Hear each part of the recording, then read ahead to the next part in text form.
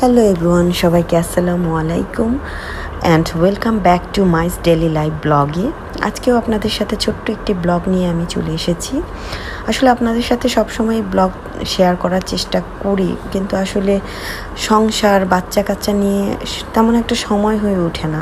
আপনাদের সাথে blog share করার ইচ্ছা থাকলেও হয়তো দেখা যায় যে পারি না। আসলে যারা সংসার করেন তারা তো জানেন আসলে সংসারে কাজ নাই বলতে বলতে কোথা থেকে যেন কাজ বেরিয়ে আসে। আর যাদের ছোট ছোট বাচ্চা থাকে তারা তো আসলে ভালোই বুঝবেন বিষয়টা। তো আজকে ঘুম থেকে উঠেই মেয়েকে নিয়ে স্কুলে চলে আসছি। আজকে শারীরিক কন্ডিশন একটু খারাপ ছিল, তো বেশি একটা সময় আমি বাসায় কাজ করে আসতে পারি নাই। ঘুম থেকে একটু দেরি করে উঠেই বাচ্চাকে নিয়ে স্কুলে চলে আসছি। স্কুল থেকে এসে বাসায় দেখি আমার হাজব্যান্ড এক গাদা বাজার করে নিয়ে আসছে। আমার তো মাথায় হাত, আসলে আমি কখন কিভাবে এগুলো গোছাবো, কিভাবে কি করব। তো চিন্তা করে তো লাভ নাই, করতে তো হবে আমাকেই।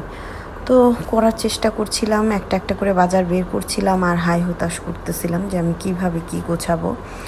তার কাজ হলো বাজার করে আনা, বাজার করে দিতে পারলেই সে বাজে। আমরা মেয়েরা বুঝি আসলে যেদিন বাসায় বাজার করে আনা হয় সেদিন আসলে এগুলো গুছিয়ে কতটুকু সময় ব্যয় হয় বা কতটুকু পরিশ্রম হয়, আসলে যারা করে তারাই বোঝে। একটা কথা আছে না, যে করে সেই বুঝে কোনো একটা কাজে কষ্ট কোন জায়গায়।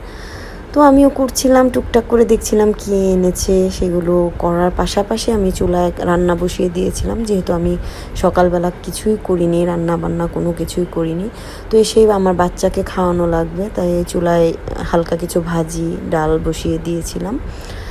ডাল আর বরবটি আলু দিয়ে ভাজি বসানো ছিল, তো হয়ে গেছে। আমি আসলে প্রথমে আমার দুটো বাচ্চাকে খাওয়ানোর চেষ্টা করছিলাম, কারণ আজকে দুপুরে তাদের খাবারটা অনেক লেট হয়ে যাচ্ছে। বেবিকে গোসল করিয়ে দুই বেবিকে খাওয়ানো গোসল করানো শেষে বিছানায় দিয়ে আমি আমার রান্নাঘরের আরও যে কাজগুলো ছিল সেগুলো করার চেষ্টা করছিলাম, কারণ রান্না পরে অনেক ময়লা হয়ে গিয়েছিল।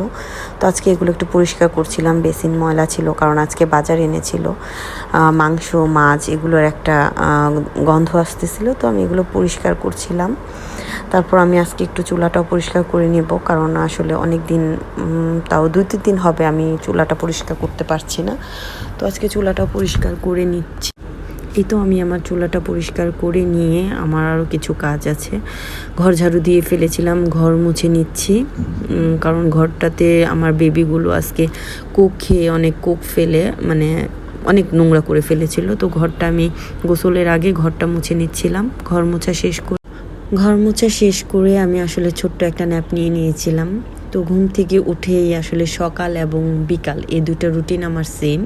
সকালে উঠেই আমাকে 1 কাপ চা খেতে হবে বা কফি খেতে হবে, এবং বিকালেও আমার সেম। আমি যদি সকাল এবং বিকাল এই দুবেলা আমার অবশ্যই চা বা কফি মাস্ট খেতেই হবে। এটা না হলে আমার চলেই না। কথায় আছে না, ভাবের থেকে ভঙ্গি বেশি, ঠিক অনেকের কাছে এটা মনেও হতে পারে, বাট এটা আমার রোল। আমি এইটাতে অভ্যস্ত হয়ে গেছি। আসলে কে কি ভাবলো এটা নিয়ে আসলে টাইম পাস করার আমার কোনো ইচ্ছা বা সময় শক্তি কখনোই হবে না।